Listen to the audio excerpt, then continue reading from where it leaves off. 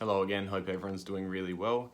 For today's video, it's been about a year since I did my top 10 favourite footy cards video, and a lot has happened since then, so I think it's about time to do an update. And firstly, I'm going to be going through how those cards have tracked over the past year, and secondly, I'm going to be updating that list for April 2022 for what I see as the top 10 footy cards in the hobby. It's going to be the same as last time though. I'm only looking at cards past 2000 because that's the kind of footy I watched and love. And I'm also going to be only looking at rookie cards because that's what I think is the most significant cards in the hobby. So let's get into it. Let's see how those cards have tracked. I'm going to bring up a bit of a spreadsheet I've made to look at the prices and how they've shifted. Okay, so you can see that pretty much all of the cards had a great year, and that's what I expected when I made the original video, and it's cool to look back on and see that I was right about 9 of these cards, 9 out of the 10. And even the 10th one, I think long term it's a good thing to have. I'm not sure. I think the price at the moment is still a bit high for my liking, and that's why I don't own one, because I just couldn't justify buying in at $400 or $500. But in the future, I think it will push past this if Cripps keeps killing it like he has at the start of this year. So let's just go top to bottom. First, the 5 platinum draft pick. This is gaining a bit of steam finally, but I've picked 2 up now for $200 each. At the moment, I'd say it's roughly a $250 card. There hasn't been a huge price movement, and that's why I'm still really bullish in this card, because it hasn't seen the kind of 2x, 3x that other cards have, and therefore I think there's a lot of growth left in it. And that's why I'm still prioritizing buying this card at the moment. The Cripps I talked about briefly, but that's the only card that's actually gone down. I think it was a bit artificially inflated up to $500 last year, and this is kind of what I'm talking about with the Fife as well. I find it very risky to buy into cards that have seen huge price movements in the last 6 to 12 months. So for example, if you look at the Franklin Platinum Draft Pick, obviously it's seen a huge spike because of his 1000th goal. eBay says that one actually sold for $2,000, so I'm pretty sure that it has to be wrong, a fake sale or something happened, or maybe just someone with a lot of money doesn't know what they usually go for and it was the only one in the market, which can happen. But I'll put the estimated price here at a bit more reasonable $500 amount, and even then it's from what I bought it at in 2020, so I bought mine at $160. It's seen a 212% increase since that time, which I think is a bit unsustainable for the short term. Now in the long term, I think it's going to push past this $500 marker, but I wouldn't be buying into it now just because it's seen such a drastic price shift. It's very unlikely that it's just going to keep going from here. If anything, I think it's either going to stay at that level for a while or consolidate back down to the more $300 to $400 range. So going back to the Cripps, this is why I don't have one, because it made such a move from around $150 in 2019, early 2020, up to $500 in early 2021.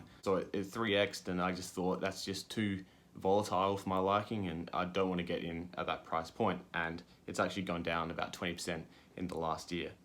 So onto the Bontempelli Future Force Gold Signature out of 40, and this as well hasn't seen a really drastic price shift, but I think at some point in his career this card is really going to take off into the thousands or break the $1,000 barrier, in my opinion. I don't know if that's going to be in a year or 5 years, but I think it will get there. And I think at a pretty modest 20% price rise over the past year, it's still a good buy. And saying that it's a modest 20% rise, it just shows how good these cards have been performing, which I'm really happy with. I mean, if you're getting a 20% increase in any asset class in a year, you've done extremely well. Most standard investors look for about 8 to 10% a year because that's a sustainable amount of growth.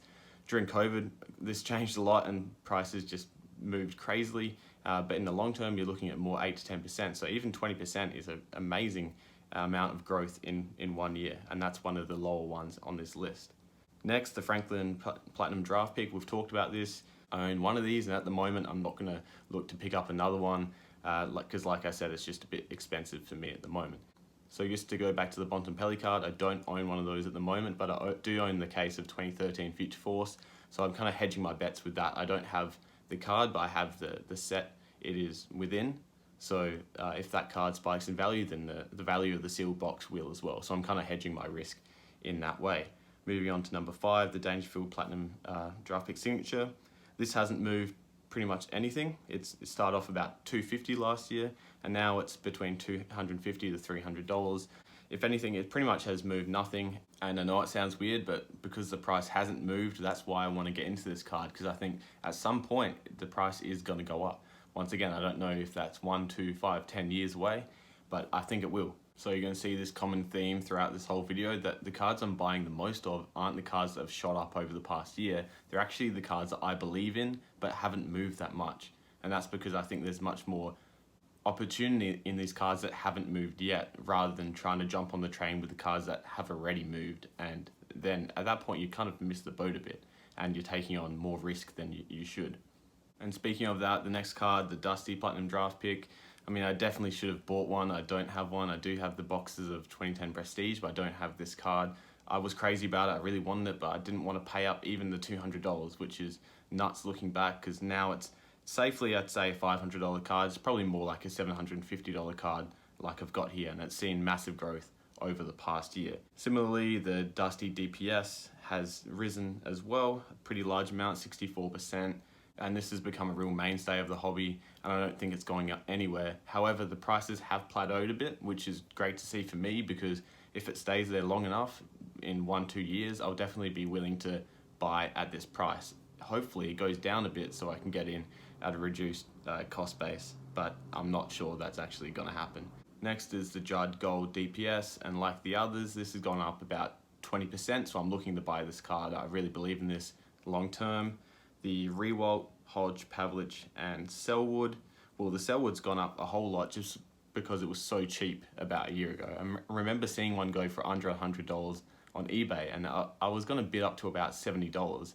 And now I probably should just picked it up, because he's definitely going to be in the Hall of Fame, and it's going to be harder and harder in the future to get this card. Now, I think at $180, this is a bit maybe overvalued at the moment, because he's breaking records at Geelong, and his career's coming to an end, so he's having a bit of a victory lap, and that's why his prices are going up.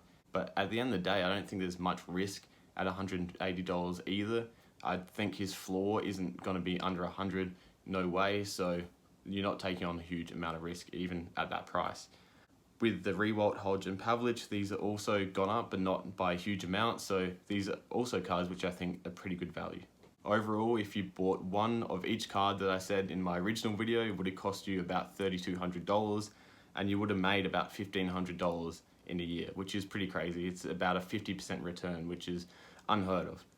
Now, I'm not saying this to brag too much, maybe a little bit, but the truth is this won't happen every year. There's going to be years where it's minus 50%. There's going to be years where it stays the same. It's going to be years somewhere in the middle. And there's going to be years like this where it goes bonkers, and that's great to see. It's very exciting. But you have to have realistic expectations. It's not going to happen all the time, and you have to be very patient and pick the right cards. Lots of people haven't seen these returns because they've got into the wrong cards, whether it be new cards, non-important cards, just random numbered ones from the lower end sets.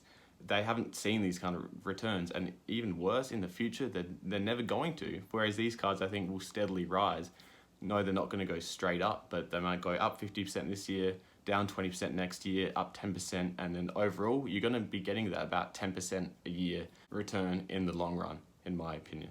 So let me know what you guys think about this and this return over the past year, whether you've got any of these cards, whether you picked them up during the year, or whether you're looking to pick them up in the future. Okay, so next, this is going to be a long video, and I apologize for that, but I'm just going to quickly run through what I see as the top 10 cards at the moment. There's been a couple changes, not crazy big changes, because I'm pretty set on the cards I like, and they don't change very often.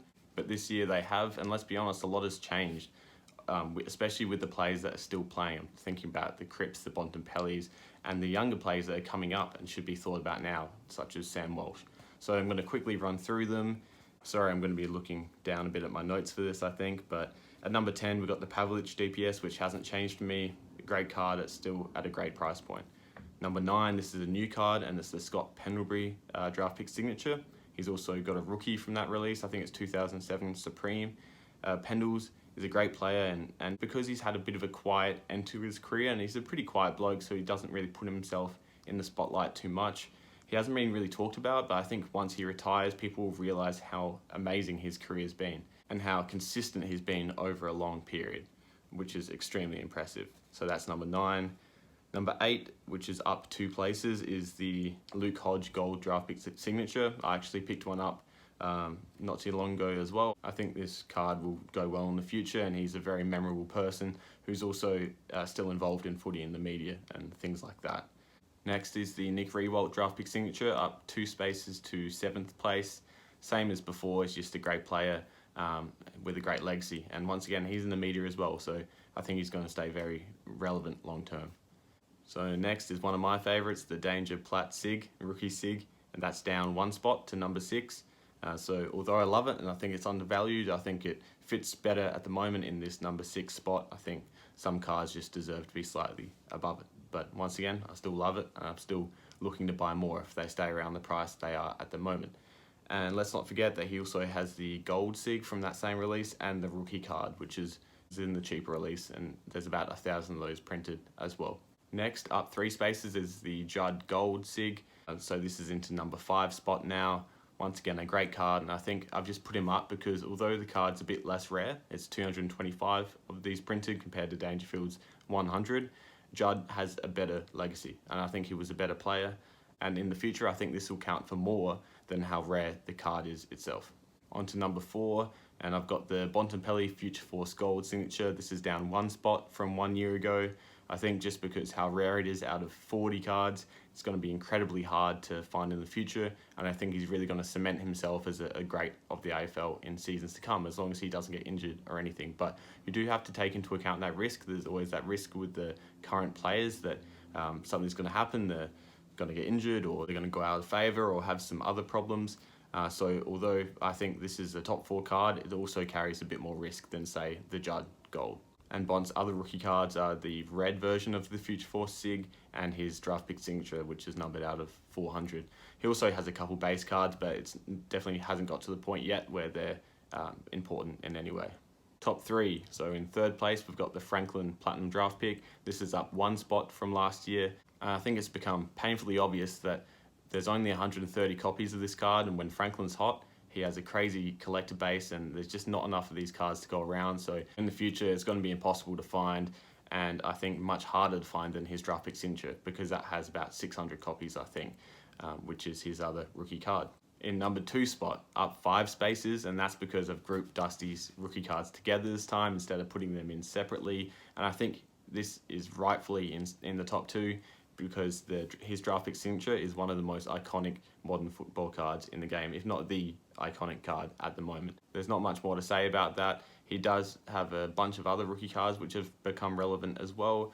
Obviously the Platinum draft pick, his rookie card from Champions, his Guernsey die cut and base are also selling pretty strong. And he remains pretty much the only player where his rookie base cards are relevant, except for people who don't have high-end rookie cards like I've said previously. And you've probably worked out that means number 1 remains the 5 Platinum draft pick. And the reason for this is because it's hugely undervalued in my eyes. He only has 1 card and there's only 200 copies of it. So my thinking from last year's video remains the same on that, and I'm trying to buy as many as possible at that $200 to $250 price point. So thanks a lot for watching, hope you enjoyed, and I'll see you next video. Cheers.